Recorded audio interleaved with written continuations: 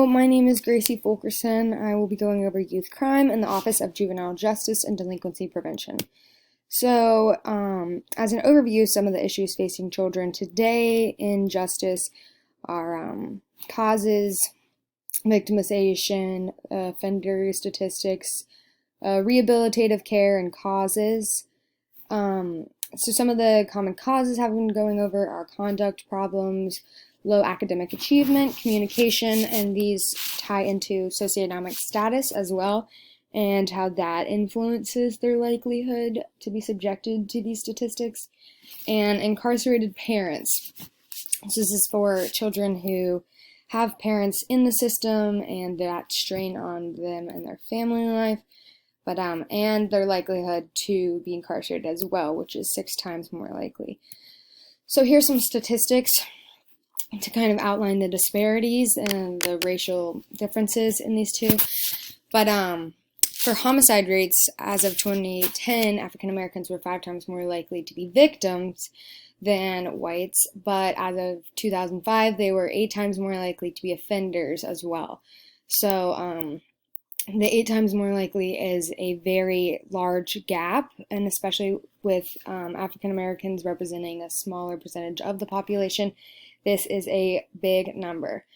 Property crime rates against juveniles is 40% higher than that of adult rate, which, I mean, thinking about like petty crimes as like teenagers and whatnot, and this is an understandable statistic.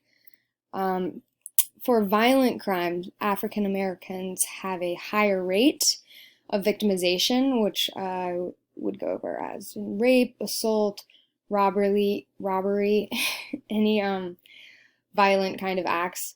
And this was 66.7% compared to 58.7% of whites. And this is disproportionately affecting young African American girls who are all at higher rates for many different crimes being victims of.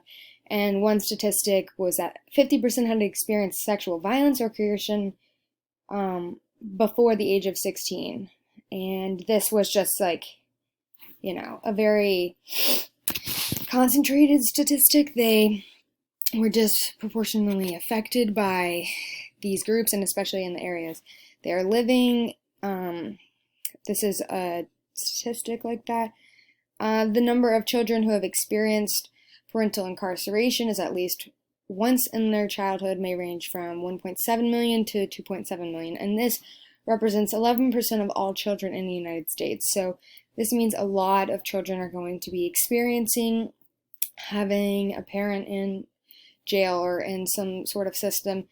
And for African American children and Hispanic children, this was 7.5 times more likely, and 2.3 for Hispanic than white children to have an incarcerated parent, which affects them emotionally, mentally, and having that stability of a parent and role model figure in the household really goes far as to, you know, these statistics. For going over, you know, having the parents in the house and socioeconomic status, this was a study done in Australia. It was Youth Justice and then Criminal Trajectories, and they kind of analyzed socioeconomic status and crime rates for juveniles. And as you can see, the percent of the population, if you look on the right, this is their findings. For highly disadvantaged, you can see the population, or the percent of the population, how much there are, compared to the amount of offenders is far higher than those of highly advantaged, which being wealthy families and whatnot.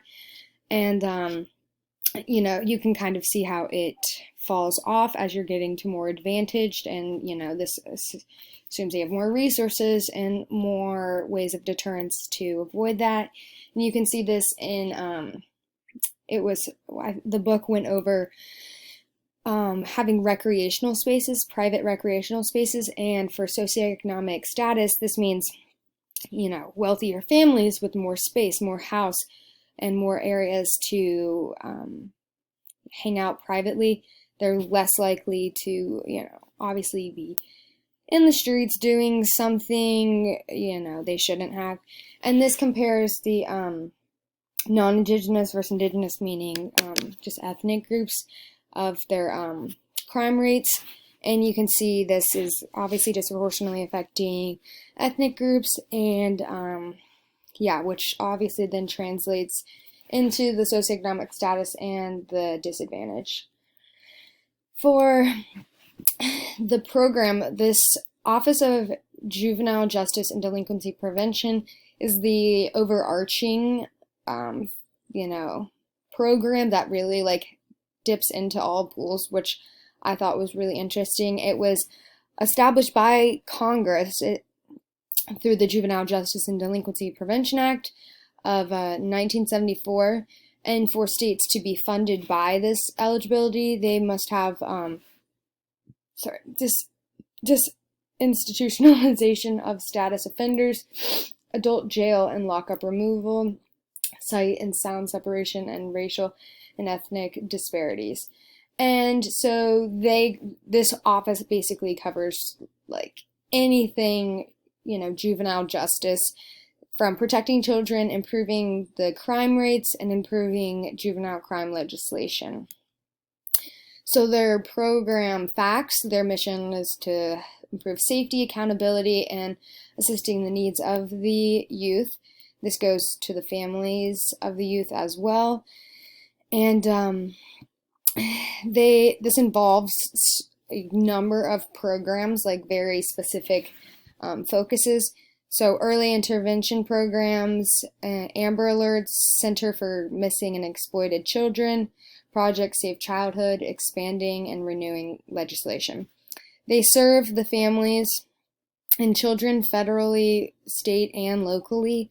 So as I went over what, how they can get these grants depends on these factors, but their funding sources are formula grants, discretionary grants towards research, training, and technical assistance, and dissemination activities. And because this program also has a lot of work in research, they've been doing a lot of research on all different kind of categories of juvenile crime.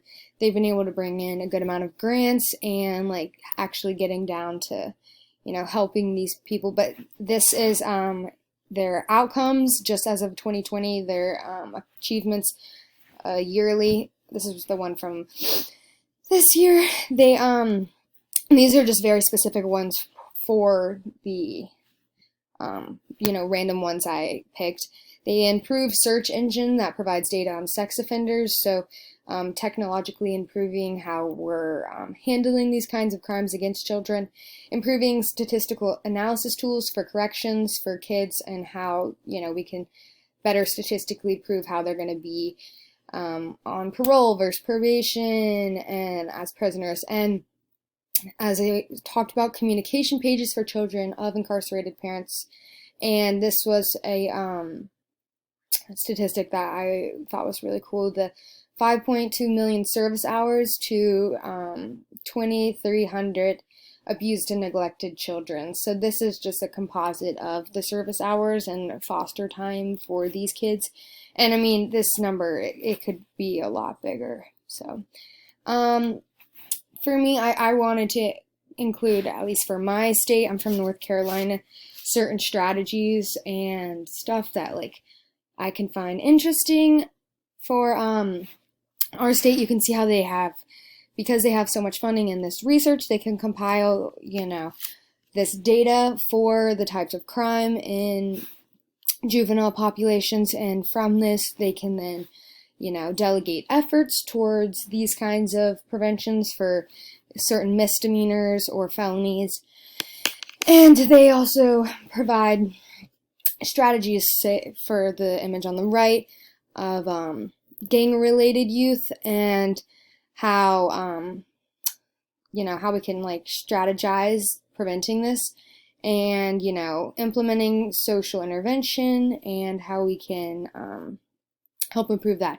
But it's the department is a very overarching field, and it really touches into almost all types of child crime and crime against and victimization. So for my references, these were all, if you look at the middle ones, these were from the actual Department of Justice. And we have our book at the bottom and explaining the acts. And was able to find these through Google Scholar, just online through Google, and through our book. But there's an abundance of research like touching on this kinds of stuff, and finding actual data and statistics on this youth crime and victimization. So yeah, and that would be my presentation.